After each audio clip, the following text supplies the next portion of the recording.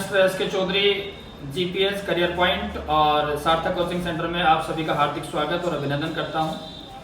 जैसा कि आपको पता है कि एनसीईआरटी क्लास 12 जो पॉपुलेशन वाला चैप्टर चल रहा था, ज्योग्राफी का जो पार्ट है उसका हमने 3 टॉपिक क्लियर कर लिए हैं। पॉपुलेशन डिस्ट्रीब्यूशन का, पॉपुलेशन डेंसिटी का और पॉपुलेशन ग्रोथ क्या है, उसके जितने भी डाटाज थे, जितने भी मेन क्वेश्चन बनने वाले थे वो हमने आपके साथ में डिस्कस कर लिए हैं।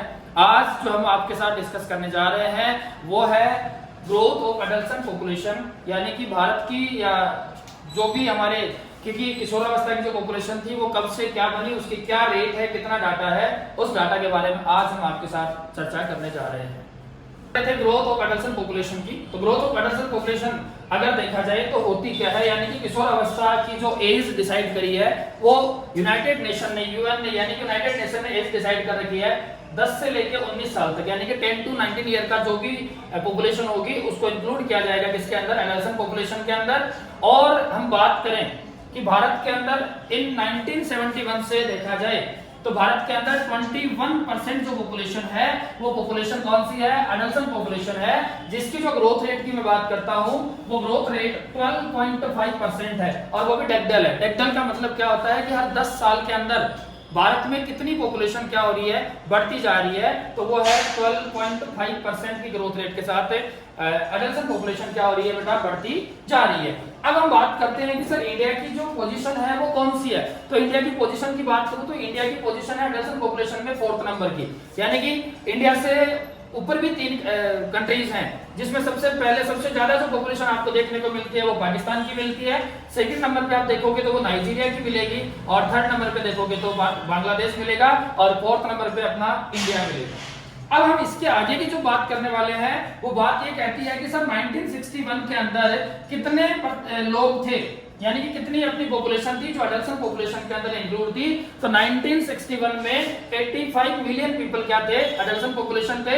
जो सेंसस ऑफ 2011 की अगर हम बात करें तो 253.2 मिलियन, यानी कि देखो कितना वेरिएशन आ चुका है और ये 253.2 मिलियन है, ये अकॉर्डिंग टू सेंसस ऑफ 2011 है, जिसके अकॉर्डिंग हमारी एडल्ट पॉपुलेशन देखने को मिलती है। अब जब ये पॉपुलेशन बढ़ी है तो डेफिनेटली हम बात करते हैं कि सर इसके अंदर यहाँ का सेक्स रेशियो भी में भी वेरिएशन आया होगा। तो सेक्स रेशियो होता क्या है, सेक्स रेशियो ये होता है कि पर 1000 मेल पर कितनी फीमेल्स हैं। तो हम बात करेंगे, डाटा हमें याद करना है क्योंकि फैक्चुअल डाटा है। और इंडिया की अगर हम बात करें तो इंडिया का वेरिएशन है 898 फीमेल पर 1000 मेल के ऊपर आपको देखने को मिलता है। अब ध्यान से सुनना, एक चीज है इसमें कि इंडिया का जो 21% जो पॉपुलेशन थी वो पॉपुलेशन क्या थी, एडल्ट पॉपुलेशन थी, उसका हम बात करें तो उसकी में कितना परसेंट फीमेल, तो उसकी फीमेल है 47.3% और जो मेल का डाटा है वो है 52.7%। इसके बाद में गवर्नमेंट यूथ पॉलिसी 2003, क्योंकि यूथ पॉलिसी 2014 भी आ चुकी है लेकिन हमें डाटा जो लेना है वो डाटा लेना है अकॉर्डिंग टू सेंसस 2011। तो 2003 की जो यूथ पॉलिसी है उसके अकॉर्डिंग सरकार ने 2 चीज दी थी, एक दिया था कि टू चैनलाइजेशन और दूसरा दिया था प्रॉपर यूटिलाइजेशन। देखो चैनलाइजेशन का मतलब क्या है कि आप किसी भी चीज को किस आधार से चलाना चाहते हो, आप उन सारी चीजों को, यानी कि जो हमारी पॉपुलेशन जा रही है, जो पॉपुलेशन बढ़ती रही है, उसको आप कैसे एजुकेशन दोगे, कैसे हेल्थ फैसिलिटी दोगे, कैसे उनको रिसोर्सेज प्रोवाइड करवाओगे, ये चीजें आपको इसमें देखनी है। और जो रिसोर्सेज जितने भी आपके पास हैं उन रिसोर्सेज को आप कैसे यूटिलाइज करते हो, कैसे उसका उपयोग करते हो, कैसे उनको कंजर्व करते हो इन फ्यूचर आने वाली पीढ़ी के लिए, वो चीजें भी गवर्नमेंट यूथ पॉलिसी 2003 में बताई गई थी। तो ये जो आपका टॉपिक था, ये टॉपिक था growth of adult population. Composition की हम बात कर रहे हैं। पॉपुलेशन कंपोजिशन होता क्या है कि सर ये जो जितने भी मैंने आपको फीचर्स लिखे हैं इधर, इन सारी चीजों का डिटेल से एनालाइज करना क्या कहलाता है, पॉपुलेशन कंपोजिशन कहलाता है। यानी कि आपसे क्वेश्चन ये पूछा जा सकता है कि इनमें से कौन सा एक पॉपुलेशन कंपोजिशन का पार्ट है या नहीं है। तो आपको याद क्या रखना है, देखो it is a detailed analyse.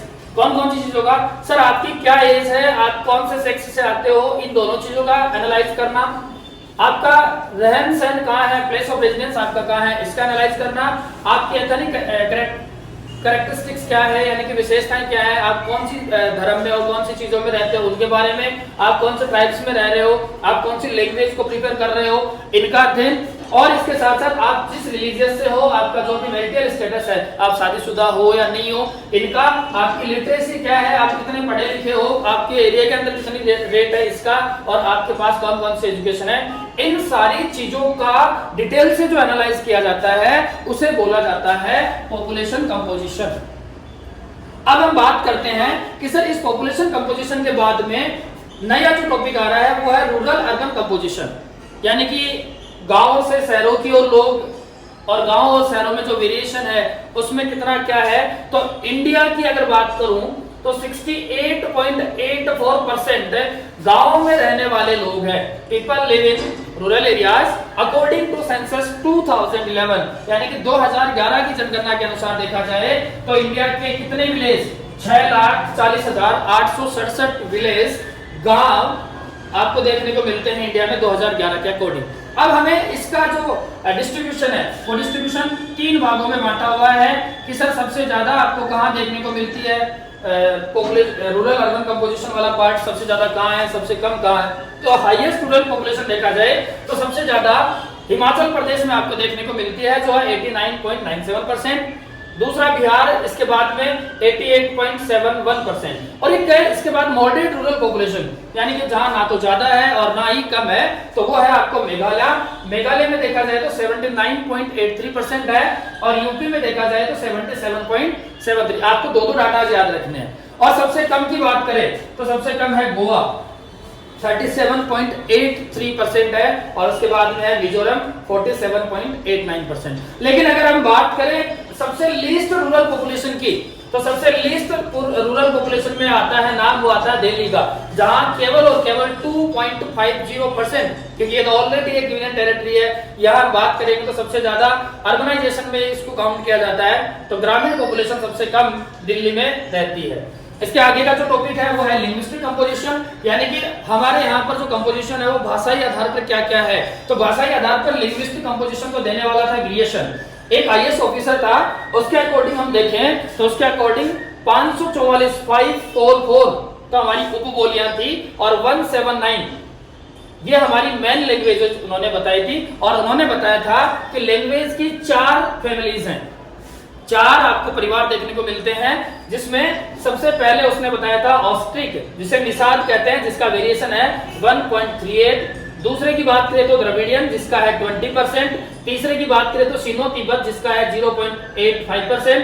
और चौथा जो सबसे ज्यादा हाईएस्ट वेरिएशन वाला लिंग्विस्टिक कंपोजिशन है वो है इंडो यूरोपियन, जिसको आर्यन के नाम से भी जाना जाता है। तो ये आपके 3 टॉपिक थे इसमें, population composition, rural urban composition और उसके बाद है लिंग्विस्टिक कंपोजिशन। अब इसके आगे वाला जो टॉपिक है वो है वर्किंग पॉपुलेशन, जिसके पार्ट हम अभी बताएंगे। वर्किंग पॉपुलेशन क्या है? वर्किंग पॉपुलेशन वो होती है जो पॉपुलेशन काम करती हो, यानी कि चाहे वो खुद का काम करे, चाहे किसी और का काम करे, कहीं पर भी काम करे और उस काम के बदले में उसको कुछ अर्निंग हो, उस पॉपुलेशन की पूरी कैटेगरी को क्या कहा जाता है? वर्किंग पॉपुलेशन कहा जाता है। और वर्किंग पार्टिसिपेशन रेट अगर निकालनी हो तो उसका फॉर्मूला क्या होता है कि sir working population upon total population, यानी कि जितनी भी टोटल पॉपुलेशन है उस टोटल पॉपुलेशन में से कितनी पॉपुलेशन ऐसी है जो काम कर रही है, उसे हम कहते हैं वर्क पार्टिसिपेशन रेट। यानी कि कितने परसेंट अगर बात करें कि जितने, अगर सपोज करो कि हमारे पास 100 की पॉपुलेशन है और उसमें से अगर 20 लोग क्या कर रहे हैं, काम कर रहे हैं, तो इसकी रेट हो जाएगी 20%। अब देखो इस वर्किंग पॉपुलेशन की कैटेगरीज को देखा जाए तो इसमें 3 प्रकार के वर्कर्स को बांटा गया है। इसमें पहला होता है मैन वर्कर, दूसरा होता है मार्जिनल वर्कर, तीसरा होता है नॉन वर्कर। जैसे मैन वर्कर कौन से होते हैं? मैन वर्कर वो होते हैं जिनको एक साल में, यानी कि 365 डेज में से अगर 183 डेज से ज्यादा काम मिलता हो, वह मैन वर्कर में आते हैं। और मार्जिनल वर्कर में वे होते हैं जिनको 365 दिन में, यानी कि एक साल में 183 दिन से कम काम मिले, वो कौन से कहलाते हैं? Man worker, sorry marginal worker. देखो मैन वर्कर पे होंगे, डाटा याद रखना है, केवल 365 दिन में 183 दिन से ज्यादा काम मिलेगा वो मैन वर्कर होगा, और जिनको 183 दिन से कम काम मिलेगा वो मार्जिनल वर्कर होगा। और इनका जो पूरा रेशियो देखा जाए 100% में से देखा जाए तो ऐसे लोग हैं वो है 39.8% अकॉर्डिंग टू सेंसस 2011। अब एक जो तीसरा होता है, निठल्ले होते हैं, जो उनको कोई काम नहीं होता, जो किसी दूसरे पर डिपेंड रहते हैं, उन्हें कहा जाता है नॉन वर्कर। मतलब कि किसी को काम मिलता तो है लेकिन काम करने में जोर आता है, नहीं करना काम। तो वो ऐसे कौन से होते हैं, यानी कि जो किसी दूसरे पर डिपेंड होते हैं, चल यार मेरा काम तू कर दे, ये कर दे, वो कर दे। अगर वो ऐसे लोग होते हैं या जिनको काम आता है लेकिन वो काम देता नहीं है, उसे कहते हैं नॉन वर्कर। जिस नाम से पता चलता है काम करना ही नहीं है, चाहे मेरे को काम मिले चाहे मेरे को काम नहीं मिले, क्योंकि मैं किसी दूसरे पर क्या हूं, डिपेंड हूं। यहाँ ये दोनों दूसरे पर डिपेंड नहीं है, ये दोनों काम करना चाहते हैं तो काम करेंगे, तो काम मिलेगा भी इनको। एक को 183 दिन से ज्यादा मिल रहा है तो वो मैन वर्कर में आ गया, एक को 183 दिन से कम मिल रहा है तो वो मार्जिनल वर्कर में आ गया। और जिनको मिल रहा है, जो दूसरे पे डिपेंड होना चाहते हैं, उनको काम नहीं मिलेगा। और ऐसी पॉपुलेशन अगर देखा जाए इंडिया में 61.2% है। इसीलिए तो कहते हैं कि इंडिया में बेरोजगारी बढ़ती जा रही है। और बेरोजगारी बढ़ने के पीछे कारण क्योंकि हम किसी दूसरे पे क्या होते हैं, डिपेंड होते हैं। अब देखो, अब एक जो क्वेश्चन बन सकता है वो क्वेश्चन बन सकता है कि सर ऑक्यूपेशनल कैटेगरीज कितनी है अकॉर्डिंग टू सेंसस 2011। तो उसके अकॉर्डिंग देखा जाए तो बेटा 3 कैटेगरीज है। पहली कैटेगरी है कि एग्रीकल्चर में कितने परसेंट लोग काम करते हैं, दूसरी है कि हाउस होल्ड में कितने परसेंट लोग काम करते हैं, और तीसरी है कि इन दोनों के बाद में जो भी बचा हो उन पे कितने लोग काम करते हैं। तो एग्रीकल्चर पे काम करते हैं 54.6%, हाउस होल्ड पे काम करने वाले हैं 3.8% और अदर पे काम करने वाले हैं 41.6%। तो ये जो पूरा डाटा था, जो 12th क्लास की जो ज्योग्राफी है, उस ज्योग्राफी का पहला जो चैप्टर था, उस पहले चैप्टर का पूरा डाटा, जो मेन क्वेश्चंस बनने वाले थे, वो सारे के सारे क्वेश्चंस आपके सामने मैंने चर्चा की है, मैंने डिस्कस किया है। तो अब मैं यही कहना चाहूंगा कि आप मुझे ये बताएं कि वीडियो कैसा लगा। अगर किसी प्रकार का आपका कोई भी सजेशन है, वो सजेशन जरूर दें।